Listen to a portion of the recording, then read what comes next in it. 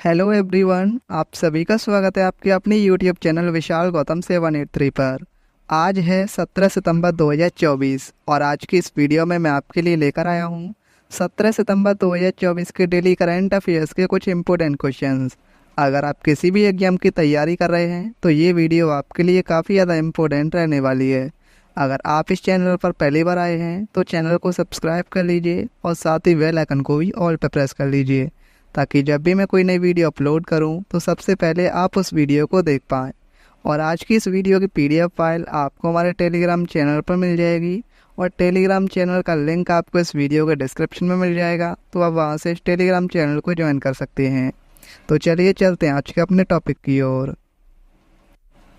तो पिछली वीडियो में हमने जाना था पेरिस पैरालंपिक 2024 में प्रवीण कुमार ने ऊंची कूद T64 स्पर्धा में कौन सा पदक जीता है। तो सही आंसर इसका स्वर्ण पदक।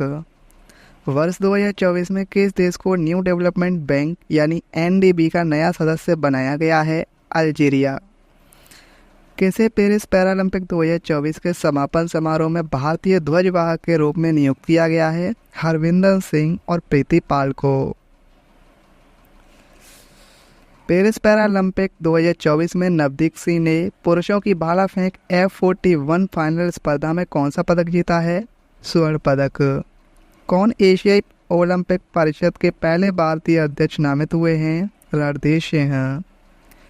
ग्लोबल AI शिखर सम्मेलन 2024 का आयोजन कहाँ किया गया है। सही आंसर है हैदराबाद तेलंगाना में।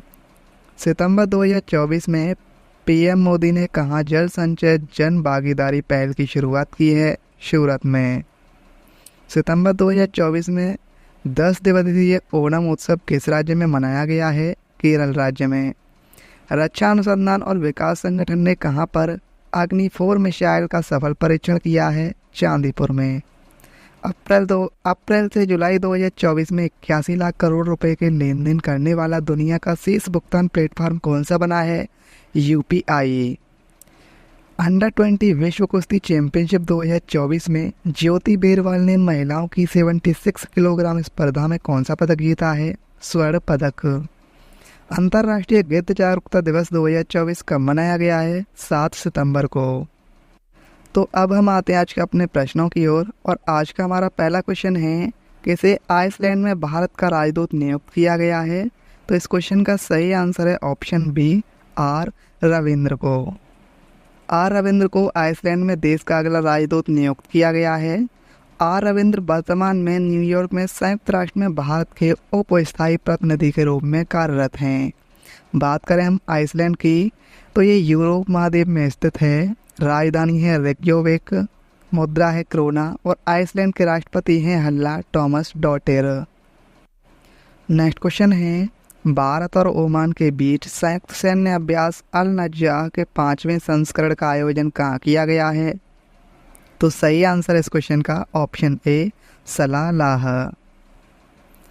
अल नज्जाह अभ्यास 2024 की अगर हम बात करें तो शामिल देश हैं इसमें भारत और ओमान। संस्करण कौन सा है इसका 5वां।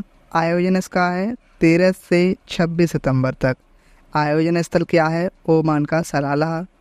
भारतीय सेना की टुकड़ी में 60 कर्मी शामिल हैं और इसका प्रतिनिधित्व मैकेनाइड इन्फेंट्री रेजिमेंट की एक बटालियन कर रही है। रॉयल आर्मी ऑफ ओमान की टुकड़ी में भी 60 कर्मी शामिल हैं जिसका प्रतिनिधित्व फ्रंटियर फोर्स के सैनिक करेंगे।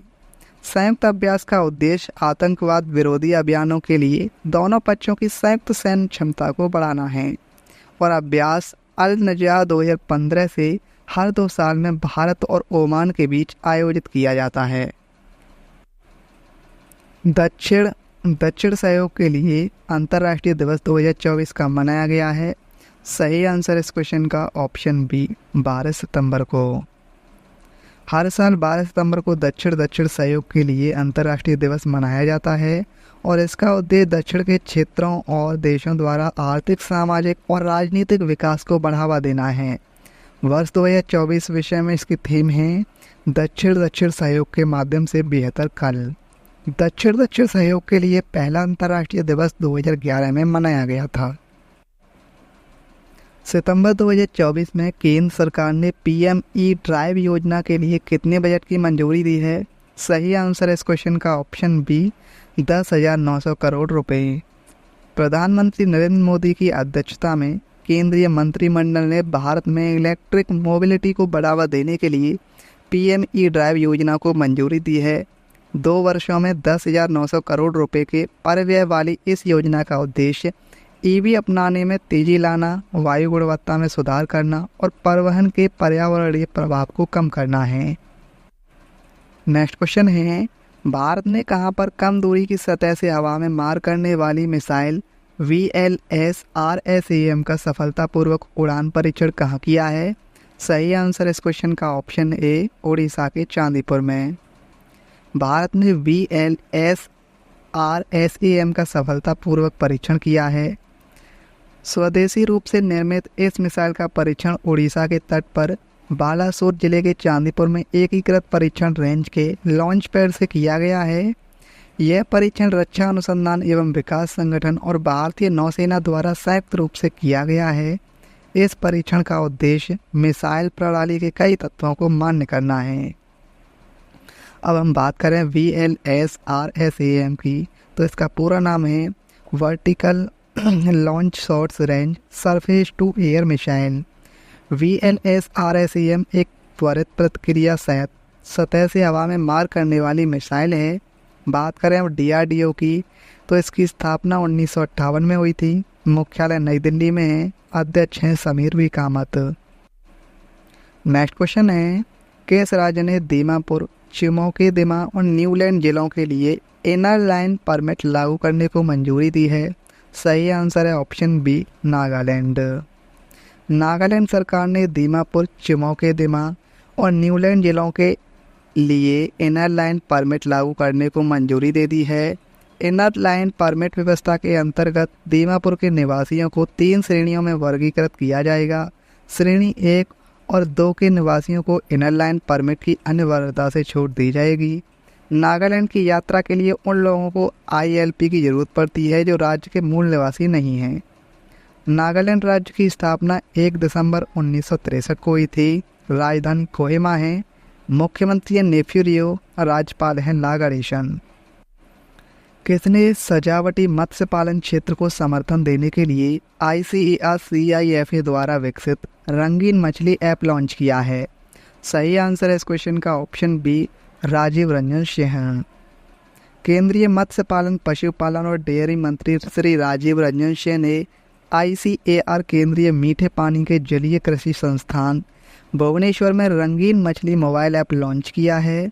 प्रधानमंत्री मत्स्य संपदा योजना के सहयोग से ICAR-CIFA द्वारा विकसित ये ऐप सजावटी मत्स्य पालन क्षेत्र की बढ़ती ज़रूरतों को पूरा करने के लिए बनाया गया है।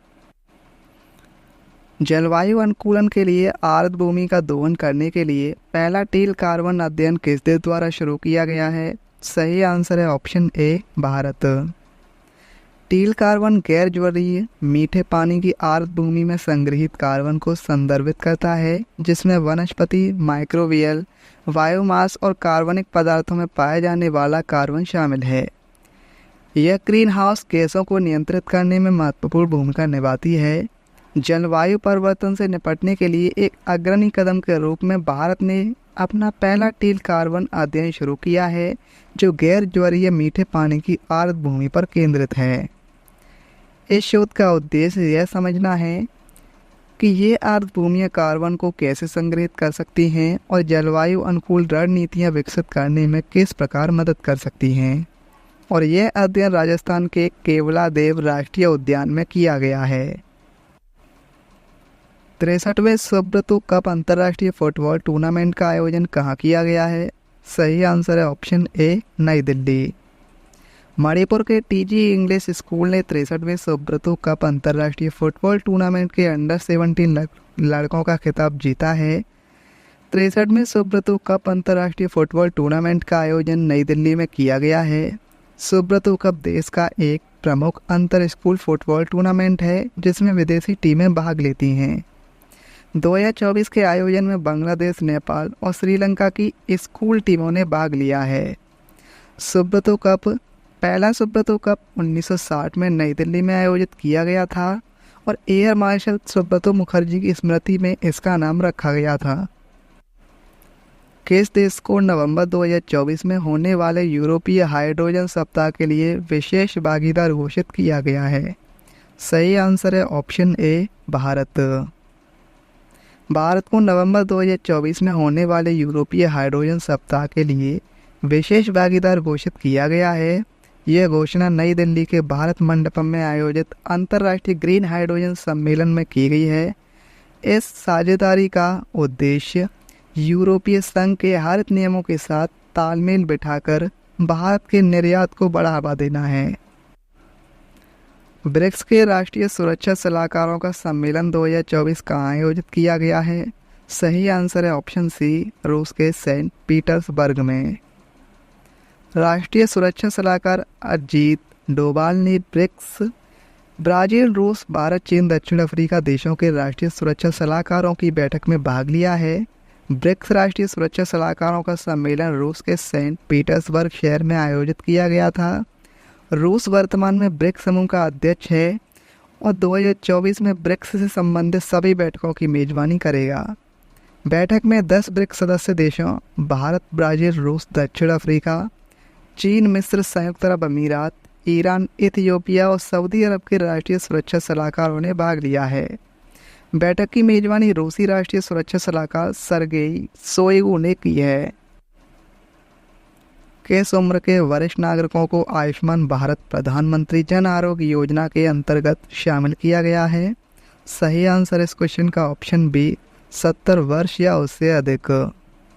केंद्र सरकार ने दुनिया की सबसे बड़ी सरकारी वित्त पोषित स्वास्थ्य बीमा योजना आयुष्मान भारत प्रधानमंत्री जन आरोग्य योजना का लाभ देश के 70 वर्ष या उससे अधिक उम्र के सभी वरिष्ठ नागरिकों तक बढ़ा दिया है। उन्हें प्रति वर्ष 5 लाख रुपए का स्वास्थ्य बीमा मिलेगा, भले ही उनकी सामाजिक आर्थिक स्थिति कुछ भी हो। सरकार के मुताबिक सितंबर 2024 तक देश भर में ABPMJAY के तहत 35.4 करोड़ से ज़्यादा आयुष्मान कार्ड जारी किए जा चुके हैं। PMJAY पूर्ण रूप से सरकार द्वारा वित्त पोषित विश्व की सबसे बड़ी स्वास्थ्य बीमा योजना है। शुरुआत की गई थी 2018 में मंत्रालय स्वास्थ्य और परिवार कल्याण मंत्रालय और उद्देश्य है इसका पात्र परिवार को 5 लाख रुपए का स्वास्थ्य बीमा प्रदान करना। अब हम बात करें स्टैटिक जीके की, तो सरोजिनी नायडू ने कांग्रेस के किस अधिवेशन की अध्यक्षता की थी? 1925। भारतीय राष्ट्रीय कांग्रेस के किस अधिवेशन में जॉर्ज यूल 1888 में अध्यक्ष बने थे? इलाहाबाद। स्वतंत्रता के समय भारतीय राष्ट्रीय कांग्रेस के अध्यक्ष कौन थे? JB कृपलानी। पूर्ण स्वराज का प्रस्ताव किस कांग्रेस अधिवेशन में पारित किया गया था? कांग्रेस का लाहौर अधिवेशन।